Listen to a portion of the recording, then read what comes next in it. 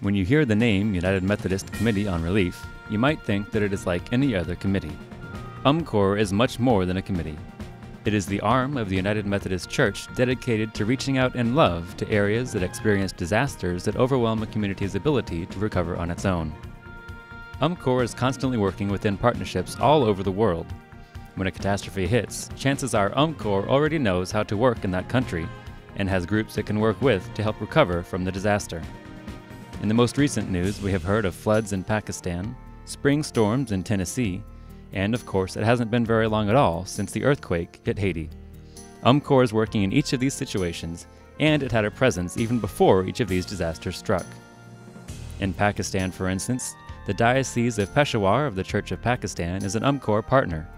They were able to shelter some of the 20 million people who were affected by the massive flooding this summer.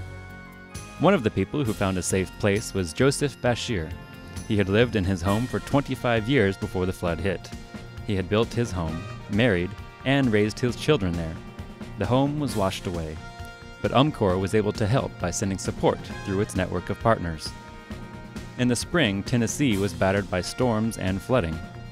UMCOR sent over 10,000 flood buckets to help residents there dig out.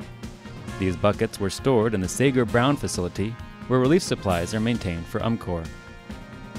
The earthquake in Haiti is still fresh in our minds. This catastrophe is bigger than most can imagine. There were over 300,000 people killed. Many buildings were completely destroyed. Add to this disaster the political and economic problems that existed before the earthquake, and you get an idea of what a true catastrophe looks like. UMCOR is at work and will continue to work to help the people of Haiti. They were there in the emergency phase where shelter, food, water, health care, and sanitation were needed. They will continue to be there in the recovery and rehabilitation phases of disaster response as well. Response to this and other disasters is all possible through the contributions designated for disaster relief and through the One Great Hour of Sharing offering that pays for the administration required for all this work to happen.